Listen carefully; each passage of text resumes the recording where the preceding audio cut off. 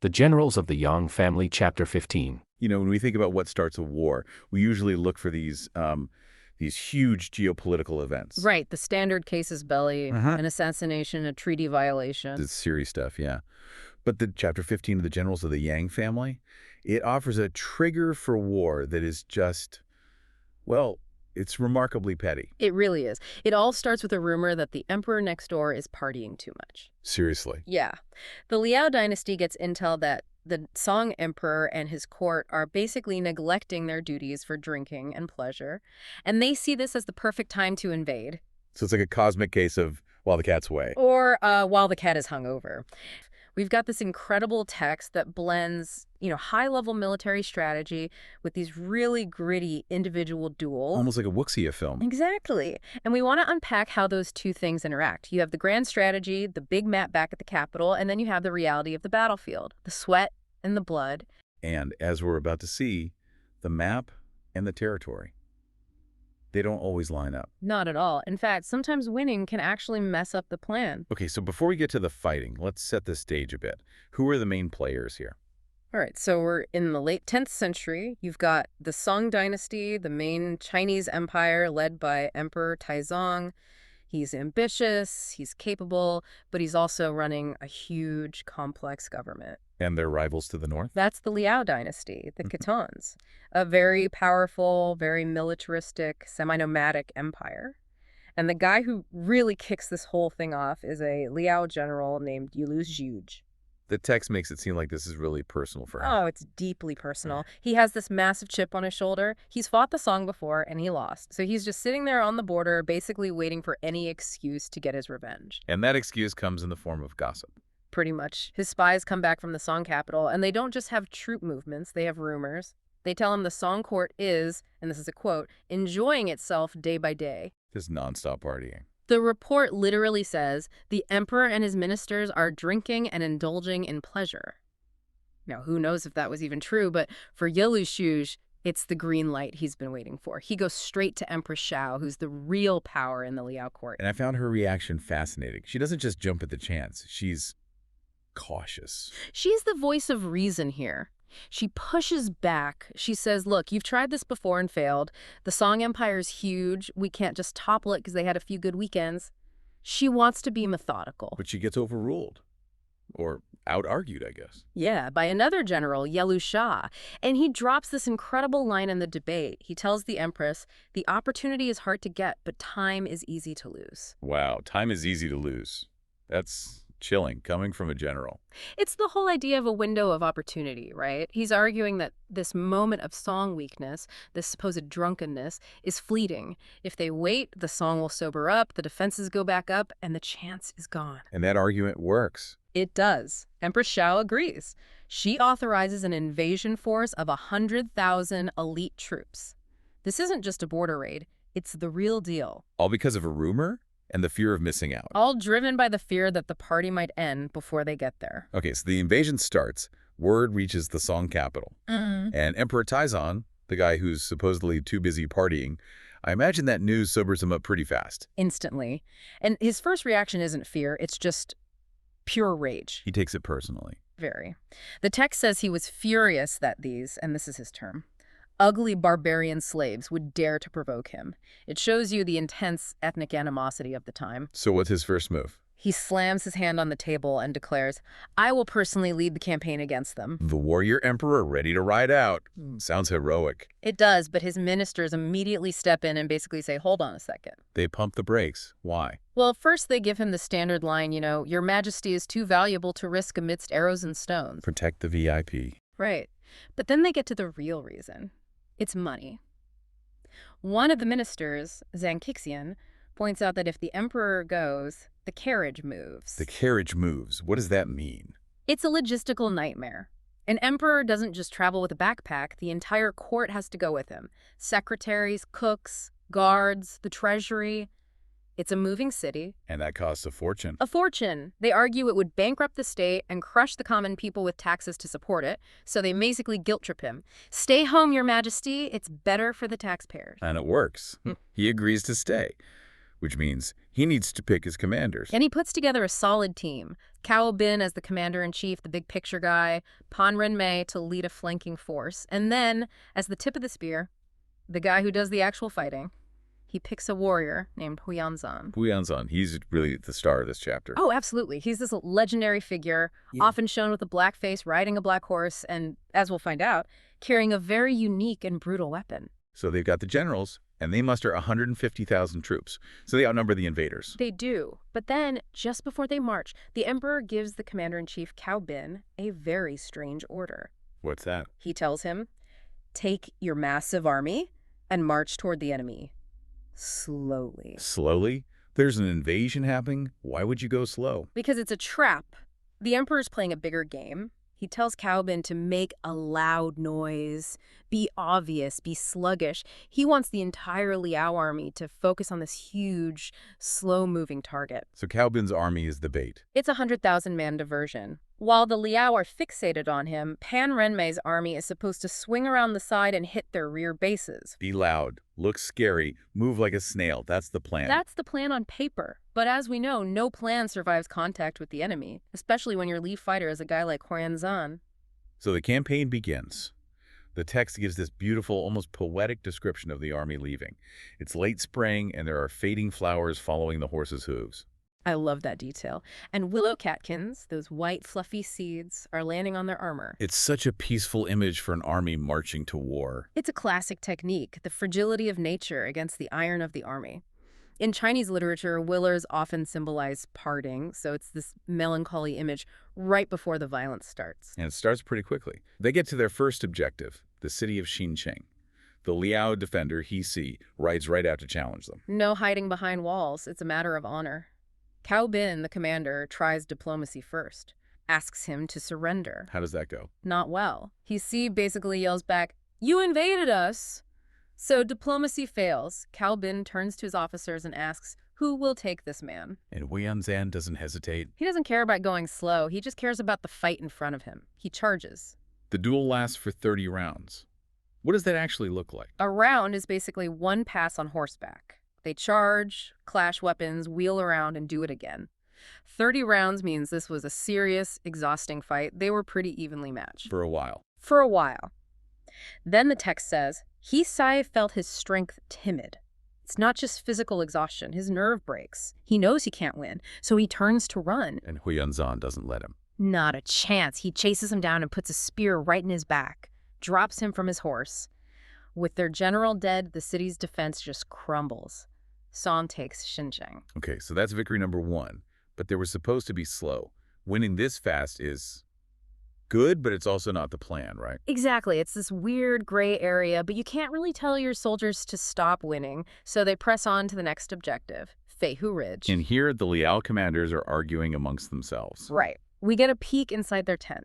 The main commander, Chang Xingde, sees the massive Song army and wants to surrender, save his men. A pragmatist. But his deputy, a guy named Da Pengji, is having none of it. He argues the Song army must be tired from the march. He says, "This is our chance. How can we kneel so soon?" So the deputy overrules his boss and leads the troops out. He's met by Huyanzan. And this is an even tougher fight. 50 rounds. Huyanzan is struggling to get an advantage. So he changes his strategy. He uses the old fake defeat trick. The drag sword tactic, yeah. He pretends to be exhausted. And since Dipenji already believed they were tired, this just confirms his bias. He thinks, I was right, and gives chase. Big mistake. A fatal one. Huyanzan is just waiting. He lets him get really close. And then he just shouts. A huge, sudden roar. He shouts at him. Yeah, it's a martial arts trope. It's meant to be so loud and unexpected that it just stuns your opponent for a split second. The text says Dipenji was hands and feet confused. It's like a flashbang, a sensory overload. Precisely, and in that one moment of shock, Huyanzan spins around and literally pulls Dipenji off his horse, captures him alive. What a move. Dipenji is executed, and the original commander, who wanted to surrender anyway, immediately opens the gates. So that's 2 cities down in rapid succession. They are on a roll. Next up is Lingqi. And this defender is different. This is the boss fight, a general named Huda. He is formidable. When Huyanzan rides out, Huda just insults him, calls him a madman, and attacks. The fight that follows is Unbelievable. 100 rounds. 100. It's an eternity. At this point, Huyanzan realizes he cannot win on skill alone. This guy is his equal with a spear.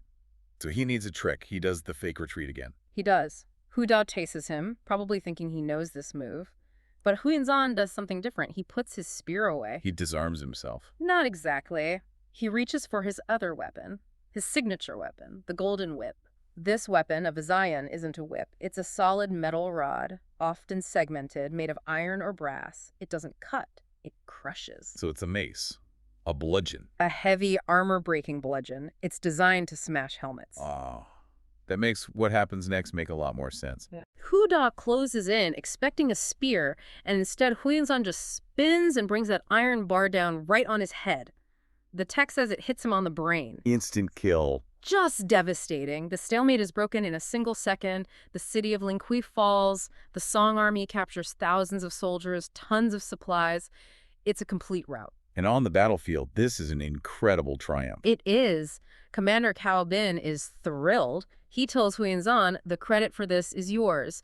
And Zan is humble, says it was all the commander's strategy. But it wasn't the strategy, was it? Not at all. The strategy was go slow. Right. Huyanzan just blitzed through 3 cities. He completely ignored the emperor's grand plan. So the victory report gets sent back to the capital. Mm-hmm. The emperor reads it, and he's not happy. He's horrified. His first question is, how could they advance so quickly? Imagine being the messenger. Great news, sire, we're winning. And the emperor's like, what?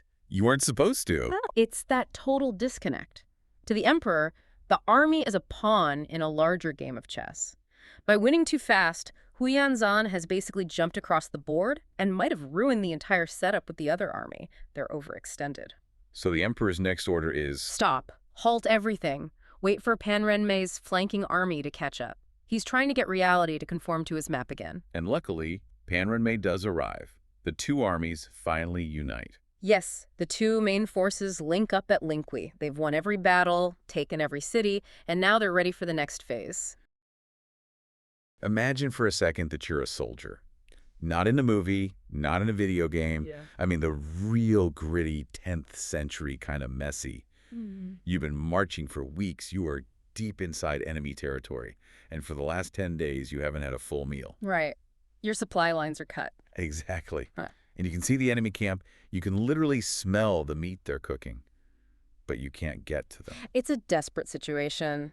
And, usually in military history, this is the moment where a commander makes a hard choice. The necessary choice. The necessary choice to retreat, regroup, and, well, save his men. Right. And that's exactly what the commander on the ground wants to do. But then a messenger rides in. He's come from the capital, hundreds of miles away. Oh, boy. He hands over a letter from the emperor, who, let's be clear, is probably sitting on a silk cushion somewhere drinking tea. And the letter says, retreat. Absolutely not. Attack immediately. And that moment is the pivot. It's the difference between a tactical withdrawal and a complete massacre. We are unpacking exactly how that decision led to one of the most catastrophic defeats. And if you thought the last few battles were intense, this one, this is another level. We're talking about the Battle of Kigu Pass. This is a massive turning point in the saga. It really is. It's where we see the transition from the old guard of the Song military to, the rise of the Yang family. But comes at a horrific cost. The horrific cost. We're going to look at the collision of 3 things today. Brilliant guerrilla tactics by the Liao, a total logistical collapse by the Song, and the fatal error of, armchair generalship by the emperor himself. Armchair generalship. I love that term. It's so frustratingly relatable. Even if you weren't leading an army, Right. It's the boss micromanaging a project they just don't understand. Exactly. But here, the project involves 60,000 human lives. So let's set the board. What's the situation on the ground? Okay, so we're at the front lines in the north. The Song dynasty has launched this massive campaign to reclaim what's known as the 16 prefectures from the Liao. Right. The main Song army is led by the famous veteran commander, Cao Bin. And he has pushed all the way to a place called Zuzu. And Zuzu is deep in Liao territory. It is, very deep. But the Liao commander, a man named Yelujush, he's not playing by the standard rules. He has a big army, but he refuses to meet Cao Bin in some big open field battle. So what does he do? Instead, he camps his forces just 5 leagues away. 5 leagues.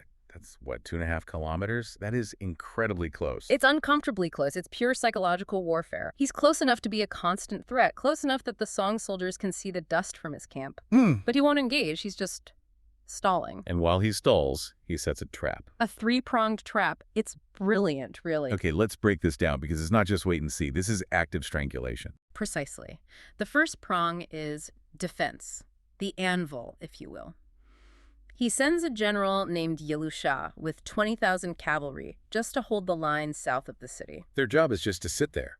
Their job is to exist, to be a wall. If the Song try to maneuver, bam, they run into 20,000 horses. Okay, so the Song are pinned. What's prong number 2? Prong number 2 is the hammer, and the hammer is starvation. Yelujuj knows an army of 60,000 men eats, a literal mountain of food every day. Of course. So he sends another general, Hua Sheng, with 10,000 infantry, but he sends them into the forests of Linghui. That sounds like rough terrain. It is, Yeah. and it's the choke point for the Song supply lines. Hua Sheng's entire mission is to ambush the grain convoys coming from the south. And I'm guessing he's good at it. Devastatingly effective. Within days, the flow of food to the Song camp just stops. So you're pinned down and you're starving. And that leads to prong 3, sleep deprivation. Oh, this is just brutal. The source text says, Yelushuj sends light cavalry to raid the Song camp every single night. Not a full attack, just noise. They ride in, bang drums, fire arrows, create noise and disturbance, and then right away. So you're hungry, you're stuck, and you can't even sleep. Every time you drift off, you think you're about to die. And then, just to twist the knife, during the day, he parades his elite troops in full armor right in front of the camp. Oh, man. So the starving, exhausted Song soldiers look out and see these fresh, well-fed, terrifying enemies just watching them. It's total psychological dismantling. So what does the Song commander do? He can't just sit there. After 10 days of this, Cao Bin knows the game is up. He consults with his fellow general, Pan Renmei. Pan Renmei. Okay, people who follow the saga know him. He's usually the villain. He is, the corrupt official. But in this specific moment, he's actually the voice of reason. And that's how you know things are really bad. When the villain says, hey, maybe we should go home. Exactly. They agree on a plan. Retreat to Shangzhou, a tactical withdrawal, go back, get food, secure the supply lines, let the men sleep. Then try again. It is the only logical military move. So Cao Bin writes up a report detailing everything and sends it off to the capital Bianjing. And this brings us to what we're calling the Emperor's Error. The report lands on the desk of Emperor Taizong. And you have to understand the disconnect here. The Emperor's in the palace. He's looking at a map. He doesn't feel the hunger. He doesn't hear the drums at night. Not at all. When he reads that Cao Bin wants to retreat, he flies into a rage. The source actually quotes him. He says, "How can you retreat to get food when the enemy is right in front of you?" Wow. He accuses Cao Bin of a complete lack of strategy. That is just so harsh coming from the guy who isn't there. It's the classic long screwdriver, trying to fix something delicate from another city. So he issues an imperial decree. The retreat is canceled. He orders Cao Bin to turn around and advance along the Bagu River, attack immediately. So imagine being Cao Bin. You've just told your men, pack up, we're going to get food.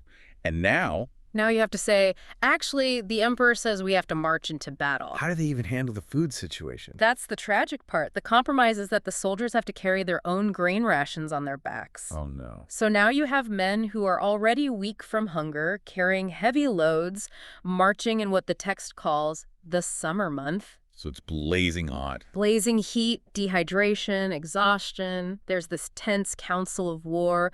Pan Renmei, again, he argues for caution. But another general, Gao Huaid, takes the opposite view. Gao Wei, he's one of the legendary tough guys of this story. He is, and his logic is, we're weak. If we hesitate, the Liao will know it and slaughter us. Our only chance is to attack now, with the ferocity of desperate men. It's a burn-the-boats mentality. So they march. They're heading toward Kigu Pass. And the Liao, they're just waiting. Yelushu sees them coming. He sees the disorganized formations, the exhausted soldiers. But he doesn't just attack. He uses a tactic straight out of the art of war. Luring the tiger from the mountain. You got it. He uses a feigned retreat. When the Song vanguard arrives, the Liao generals ride out. Gao Huaid challenges a Liao general named Yelushidi. They fight for just 5 rounds, and then Dijidi runs away. turns his horse and flees. To a desperate Song soldier, that looks like victory. It looks like the Liao are cowards. So the adrenaline kicks in. It does. Then Cao Bin himself fights Yilushuj, and Shuj does the same thing, clashes weapons a few times, then flees. The whole Song army thinks, we've got them on the run, and they chase them. Right into the narrow throat of Kigu Pass. And that's the kill zone. The trap springs. As soon as the Song army is squeezed in, a signal cannon fires from the Ness forest. It's a trap. Suddenly, 10,000 fresh Liao troops under a general named Yelu Na burst out from the sides, cutting the Song army in half. And the source mentions the crossbows. 10,000 crossbows. It's not a battle, it's an execution.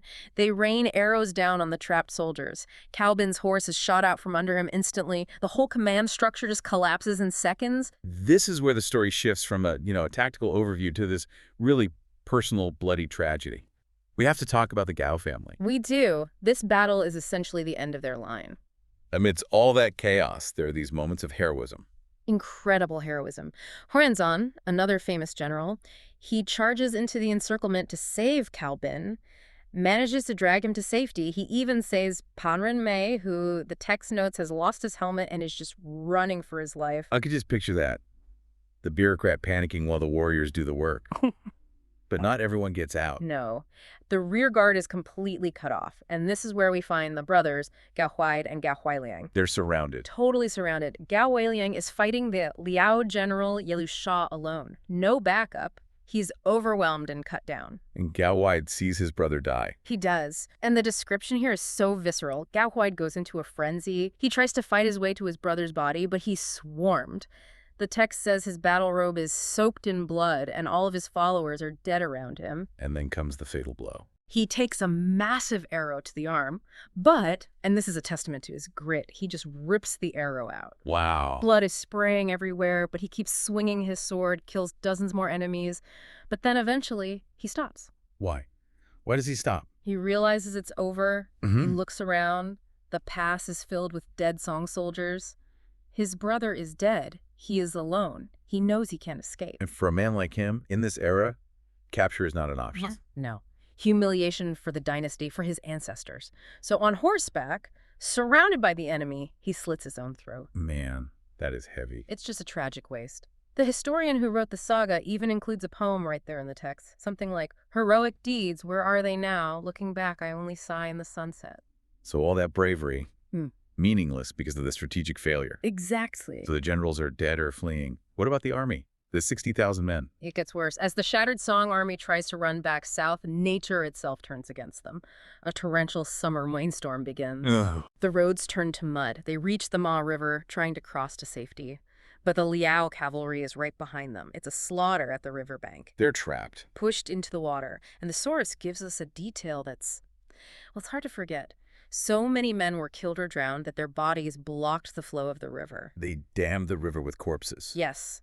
The total loss is 60,000 men.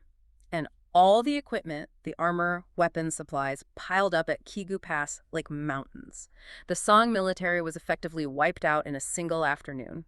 So the news gets back to the capital. The emperor who ordered this. How does he react? Does he double down? Surprisingly, no. He has a moment of reflection.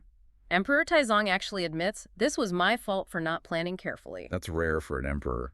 But I'm guessing he doesn't fire himself. Exactly. Accountability flows downward. Cao Bin, the veteran commander who knew better but followed orders, he takes the fall. He's demoted to a minor position prefect of Fengzhou. You spend your life serving the state, you try to save your men, you get overruled, your army is destroyed, and then you get demoted. It broke him.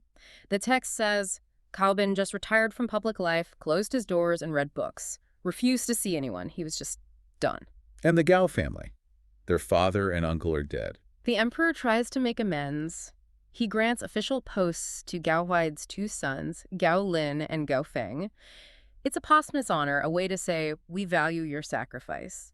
But it doesn't change the fact that the Song have lost some of their best generals. So the Song are devastated. The Liao have won a crushing victory. You'd think they would just march on the capital immediately. And Yilushu wants to. He sends a victory report to the Liao capital, asking the Empress Dowager Xiao for permission to invade. He's ready to go. But she says no. She says no. And this is so important for understanding the difference between the two sides. The Song emperor was impatient, impulsive. Empress Dowager Xiao, the real power in Liao, she is patient. She is strategic. So what does she say? She sends back an order. Wait until the autumn when the horses are fat. Wait until the horses are fat. That is such a distinct nomadic way of thinking about war. It is. She knows cavalry relies on grass.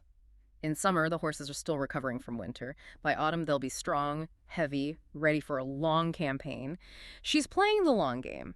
She doesn't just want a raid, she wants a sustainable invasion. So the Liao are sharpening their swords and feeding their horses. Yeah. Meanwhile, the Song court must be in panic mode. Total panic. The 8 kings, the senior council, they advise the emperor to hunker down, repair the Great Wall, train troops, use guerrilla tactics, sensible, defensive advice. But Emperor Taizong, he has other ideas. He does. In the middle of this crisis, he suddenly remembers a religious vow he made. He promised to offer incense at Wutai Mountain. Wutai Mountain. Wait, looking at the map in my head, Hmm? isn't that dangerously close to the border? It's basically the front line. It is right in the path of any potential Liao invasion. This is unbelievable. His army is destroyed, his best generals are dead, the enemy is preparing an invasion, and he decides now is a great time for a pilgrimage into the danger zone. His ministers are horrified. A famous straight-talker named Ku Zun stands up and objects. He basically says, if you move, the enemy will know. Who will save you then? But the emperor is stubborn. Refuses to listen. And this is where Pan Renmei steps back in. He sees a chance to get back in the emperor's good graces. He says, don't worry, I can guarantee your safety. I know someone who is civil and military perfect and feared by the enemy. And who is that person? He recommends Yang Wanping, the eldest son of Yang Ye. And there it is. The emperor agrees. He appoints Yang Wanping as the protector general, gives him 20,000 imperial guards. His sole mission, escort the emperor to Wutai Mountain.